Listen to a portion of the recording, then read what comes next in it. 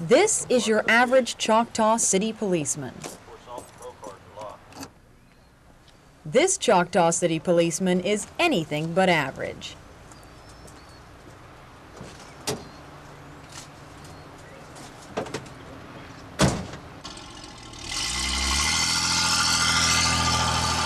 Together they're on special assignment, Operation Candy Cane. They seek out and stop vehicles carrying small children. It's becoming a tradition in Choctaw. This is the third year, and the response just couldn't be better. Both the driver and children are always surprised by Santa Cop. You want to stop that? Yeah. Then okay? Yeah.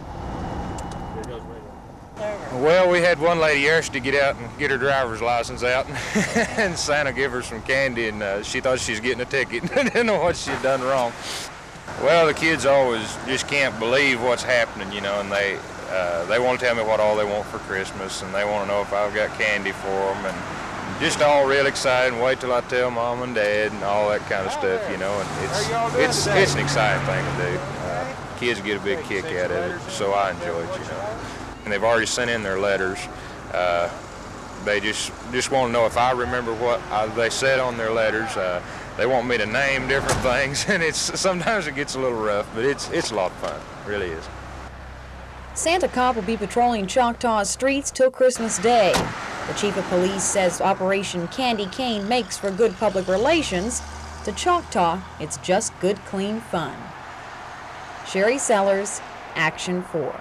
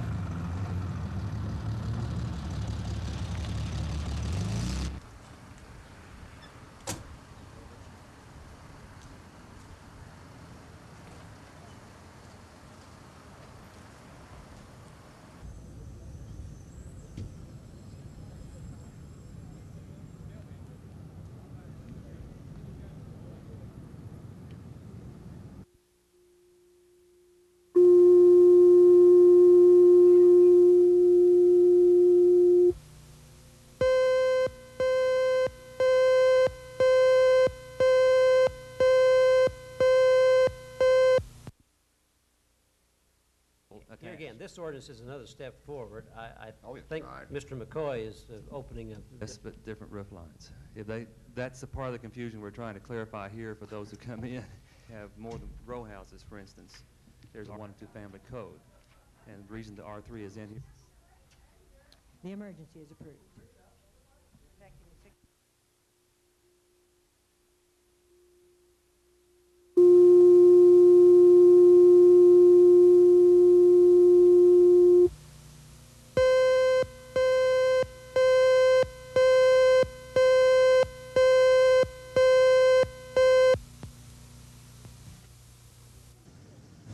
On December the 8th, the Sooner Federal Savings and Loan was robbed by 2 men dressed in blue jeans, plaid shirts, and ski masks. They entered the building armed with blue steel revolvers and got away with an undetermined amount of cash. Almost 1 week later, Frontier Federal Savings and Loan became a target for crime. Again, 2 armed men, shielding their faces with ski masks, were successful in their attempt to rob the financial institution. Well, today, a repeat performance. The same branch of Frontier Federal was hit again. About 2:30, 2 men entered from the back entrance and ordered employees and customers to lie down on the floor. They were both armed with steel blue revolvers and once again successfully got away with some money. Thanks to hidden cameras, authorities have reason to believe the same 2 men are involved in all 3 of the recent holdups. This is a picture of one suspect from the first Frontier Federal robbery. Here's the picture taken today. In both cases, the suspect's eye level appears to be below normal. This is the second suspect during the first robbery at Frontier Federal, and here he is today. Authorities feel the similarity in gloves indicates he may be the same person. Working on the assumption that all 3 robberies may have been done by the same 2 men is a start in the investigation, but it is not an answer. Authorities are asking for help from anyone who may have noticed anything unusual in the area today. As far as anything that might aid us in our investigation is concerned, we did recover what we believe was the pickup truck used as a getaway vehicle. We recovered that in back of the Windsor Hill Apartments. That's located at, those apartments are located at 4725 Northwest 23rd Street. And we would ask anybody who might have seen anyone getting into or out of a white Ford pickup truck behind the Windsor Hill Apartments sometime this afternoon to call us at 842-7471 or to call the Oklahoma City Police Department. Although authorities have the switch car in possession, they have no information concerning the getaway car, the real clue that could help in cracking the case. Carol Lambert, Action 4.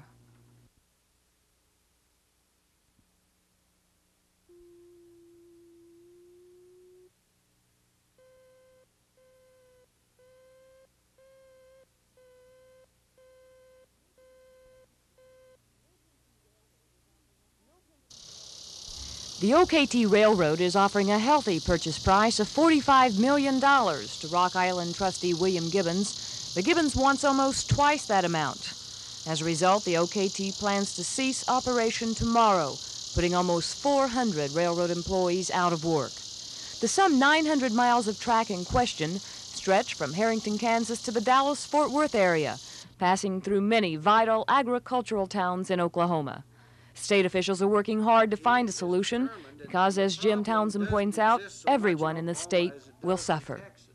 You know, agricultural industries in our state are in a state of depression almost comparable to the 30s at this time. The loss of rail service increases the transportation cost of wheat by approximately 25 cents a bushel. Now that's something you and I will feel at the grocery store, and it certainly places the agricultural industry in our state, that segment of it, in great jeopardy. Since the bankruptcy of the Rock Island Railroad over 2 years ago, problems for the OKT have been in the making. It's had to pay over $400,000 a month to lease the track, which has become a considerable financial burden. OKT officials and state authorities hope they can reopen negotiations for the purchase of the track in the near future. But if and when that agreement can be worked out, that part of the OKT line is still expected to be closed a minimum of 6 months. Carol Lambert, Action 4.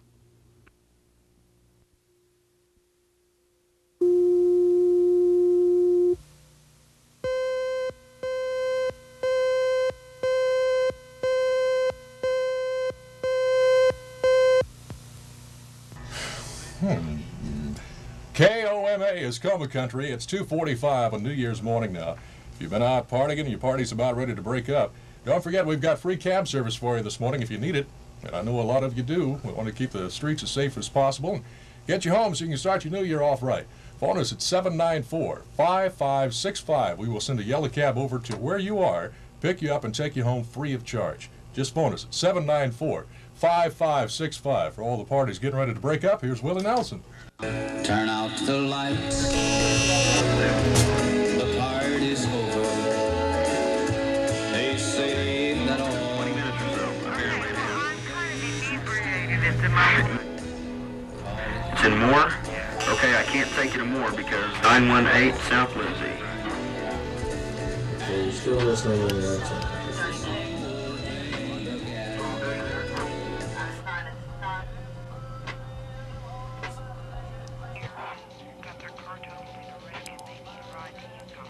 Okay, I can't take them to Yukon. You'll have to call another cab company because the cab company that we're working for is only licensed for Oklahoma City proper.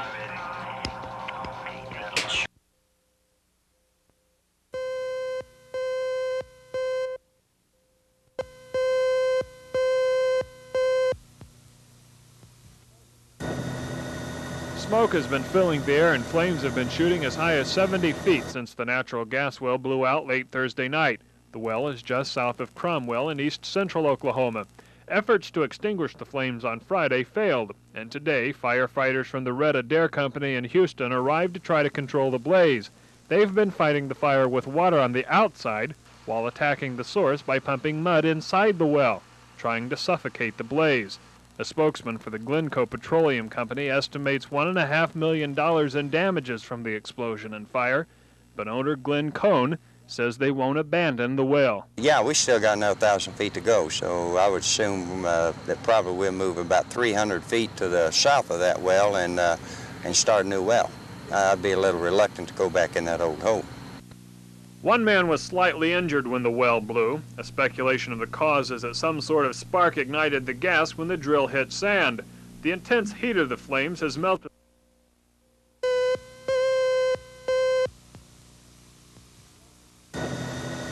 Smoke has been filling the air and flames have been shooting as high as 70 feet since the natural gas well blew out late Thursday night. The well is just south of Cromwell in east central Oklahoma. Efforts to extinguish the flames on Friday failed, and today firefighters from the Red Adair Company in Houston arrived to try to control the blaze. They've been fighting the fire with water on the outside while attacking the source by pumping mud inside the well, trying to suffocate the blaze.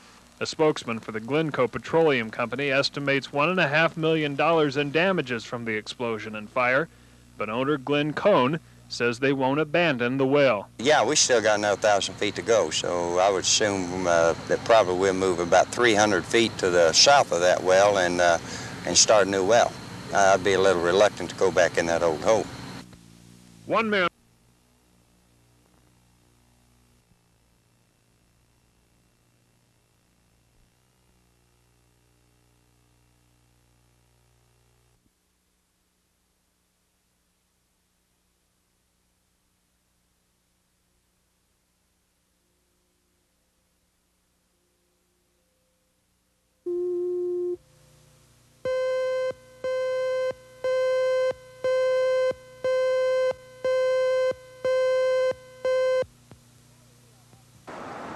The Galleria office building isn't the tallest in downtown Oklahoma City, but was the easiest to get inside. Two daredevils climbed 32 floors and finally made it to the top shortly before 4 Friday afternoon. At first they thought they would have to cancel the jump due to 20-mile-an-hour winds, but about 20 minutes later, the jumpers appeared on the edge 400 feet above the ground. This kind of thing is known as base jumping. Sammy Ramos, the man in red on the right, has done it 11 times, off cliffs, bridges, and more recently off the City of Faith Hospital building in Tulsa. The man on the left is 20-year-old Tim Bays of Edmond. This is his first jump from a stationary object.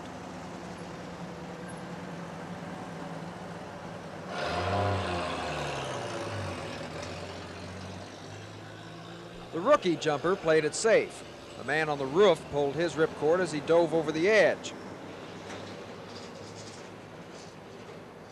Bays didn't have any trouble with the wind. He made a slow, easy landing in the parking lot. But at a different angle, you can see that Ramos's chute opened just short of the ground. He hit fast and hard, while his partner sailed overhead. Hey,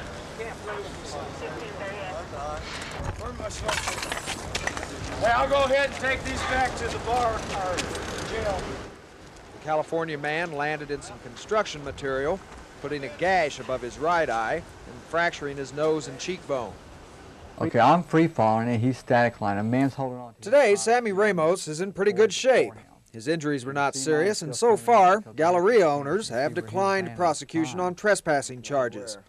Each jump is a learning experience for Ramos. I know and knew at the time I made my jump that exactly what could happen. It's not going to stop me because I enjoy the jumping and I'm doing it because I want to do it, and it's not going to stop me from doing it again.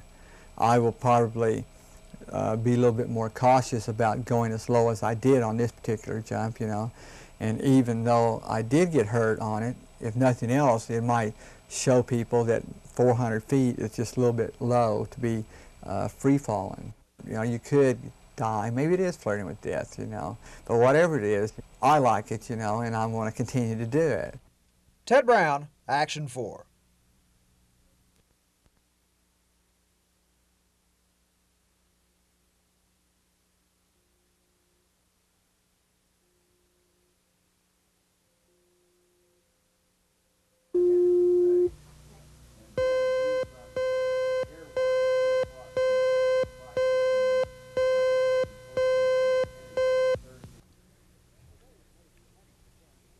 Today's Navy has to defend against a variety of potential enemies, and some officers believe former President Carter, though himself a Navy man, left our forces in the worst shape since World War II. I think was surrounded by people who didn't understand the Navy. The shipbuilding program was too small, much too small. Therefore, we're going to have a period here in the next couple of 3 years where we will be badly outnumbered. But now, with President Reagan calling the shots, most think the Navy will be on track again, but it won't be easy. This guided missile frigate is one of the few ships to be built on time. It's part of a new downsized program which has fewer men doing the same amount of work, placing the load on senior enlisted men. But right now, there's a shortage of 22,000 petty officers. However, with the recent military pay increase, some of the old-timers who retired are re-enlisting for what Mike Stout of Tulsa says is good reason. The job market is getting very slim. My employer's laying off a lot of people, and the Navy offers very good job security with comparable pay to the industry. Has that improved recently? Very much so. I got out of the Navy in 1977, and between 1977 and today, I think base pay has probably gone up over $500 a month, plus the benefits have really increased. And the debate continues over whether the draft can give us the manpower necessary. In order to get a well-rounded military representative of the entire country and to get the entire country into the defense effort, we probably are going to have to return to a draft. The Navy recruiters say that's not the fact, Jack, or at least they are meeting their quotas now anyway. Lieutenant Kircha with the Oklahoma City Navy Recruiting Office. We set our goal initially last year at the start of the year to have 60% of all our non-prior service recruits entering to be of the upper middle groups, and actually realized at the end of the year 64.2% coming to the service of being in the upper middle groups. I further believe that the changes with pride and professionalism and the pay increases has been a positive effect in that over 9,000 Navy veterans who separated from the service and entered civilian life came back into the service last year. So you're saying the pay increase has had a dramatic effect on keeping quality personnel in the Navy? Yes, sir, keeping them in and getting some of those that separated back into the service. The firepower in today's Navy is still there, but the strategy is changing. Most of us tend to think of naval warfare as two ships pounding away at each other, but it's not that way anymore. Now the enemy will likely never be seen or heard, but tracked in sensitive combat systems rooms like this one. The Navy won the budget battle this year, and perhaps full readiness will be at hand, but nobody expects that to be quick or easy.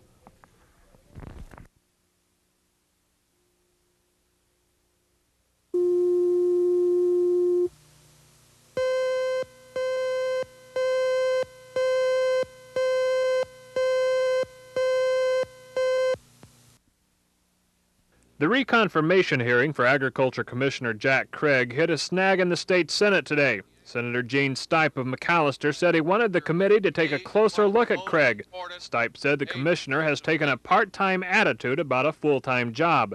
Other senators charged the commission has loaned money to Craig's family since he became its head in 1979. Stipe refutes charges he has a personal vendetta against the commissioner. Well, I've disagreed with some of his policies, but more than that, I've disagreed with his attitude.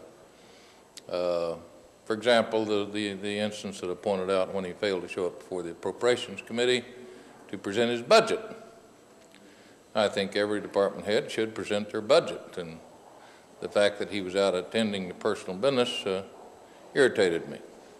Right after the vote, Craig told reporters that difference of opinion was fine, but he's done his job the best way he could. I don't have any apologies to make for any amount of work that I have done or have been accused of not doing in the Department of Agriculture. I don't have any apologies for any vote taken on any board. So Craig's reconfirmation goes back to committee. He says he's done his job and he's done it honestly. And he says he won't give it up without a fight. Charles Schnitzer, Action 4 at the state capitol.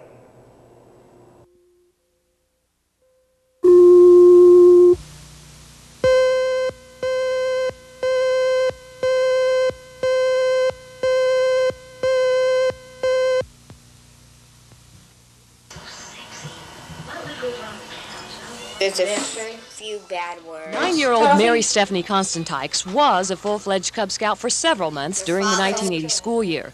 She joined because she enjoyed the activities of the Cub Scouts as opposed to the Girl Scouts. In fact, she was an outstanding member, winning several awards. But in the spring of 1981, Stephanie was kicked out because she was a girl. This shocked and disappointed both Stephanie and her parents, so they went to court asking she be allowed to rejoin. Tonight, John Constantykes read in the paper the final ruling of the judge. He was not happy. Said, "We are pleased that the judge ruled in our favor. We felt the case didn't have merit." Constantykes reemphasizes that they in no way tried to conceal Stephanie was a girl. The implications that there were deliberate misrepresentations of Mary Stephanie as not being a girl. There was no evidence to that effect. There was no intent ever from the beginning to indicate that. In fact, we were surprised at the favorable response that we received from the beginning.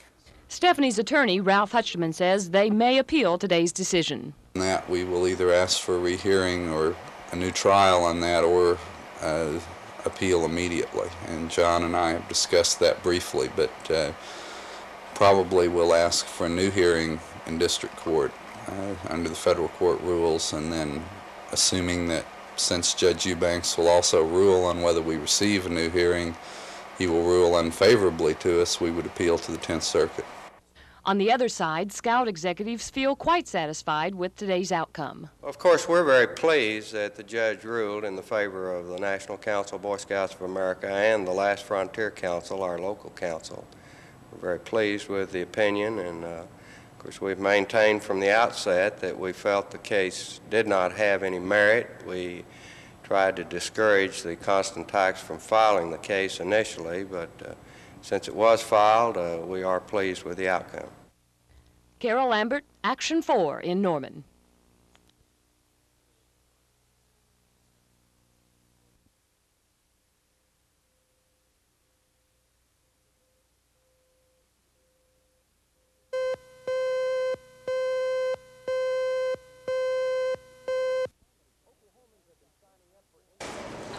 Oklahomans have been signing up for individual retirement accounts in banks like this one for a long time, since 1975.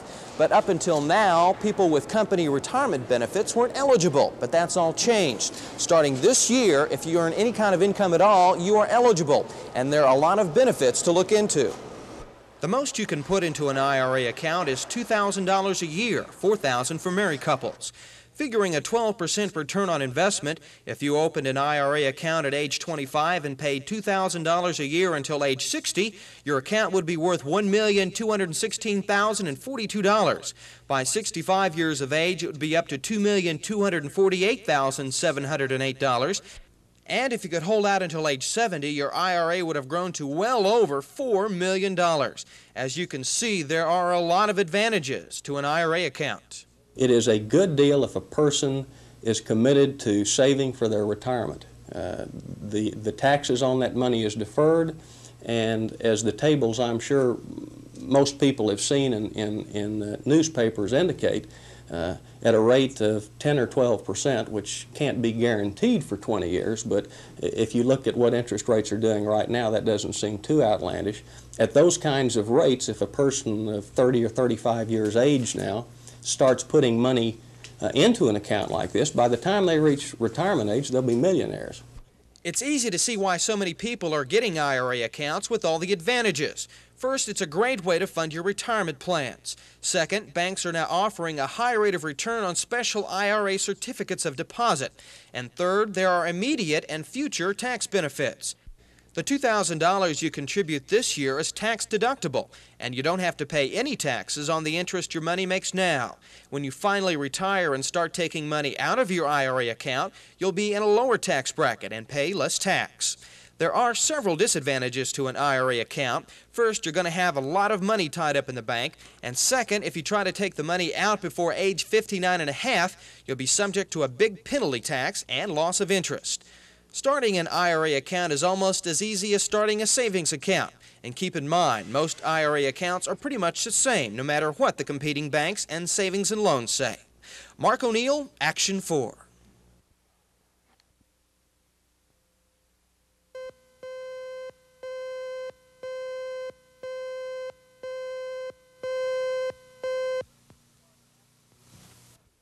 The Corrections Department has to put the inmates somewhere, so they've been putting them in dining areas and schoolrooms to avoid paying the fine imposed by Judge Bohannan.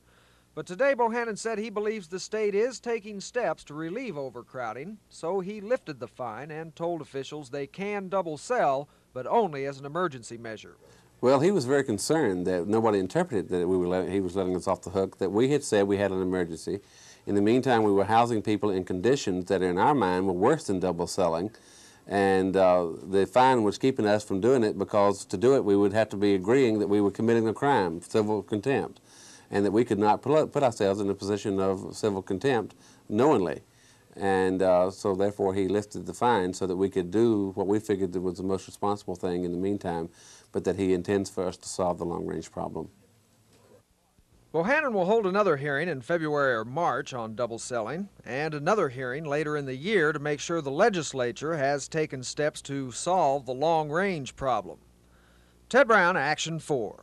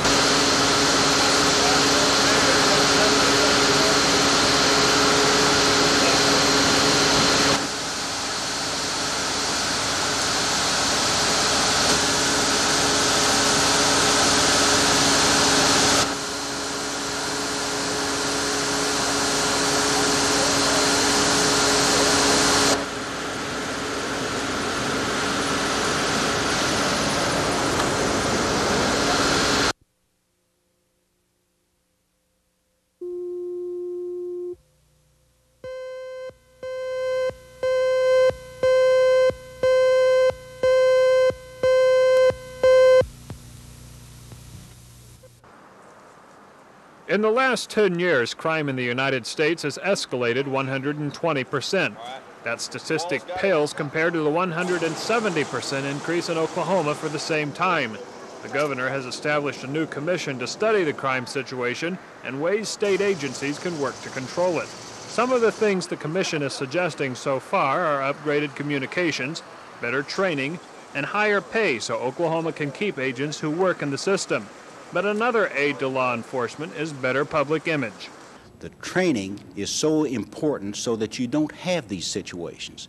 When you understand that a law enforcement officer, whether he be Highway Patrol, whether he be Oklahoma City PD, whether he be Sheriff's Department, whether he be a member of the Atoka Police Department, whatever, his first and only reason for existence is to serve and protect the people of the state of Oklahoma. That's what it's all about. The problems of crime and the public image of law enforcement are continuing ones. That's why the governor established a commission instead of a temporary study group. That means that at least during the Nye administration, the problems of crime will be studied and solutions looked for. Charles Schnetzer, Action 4.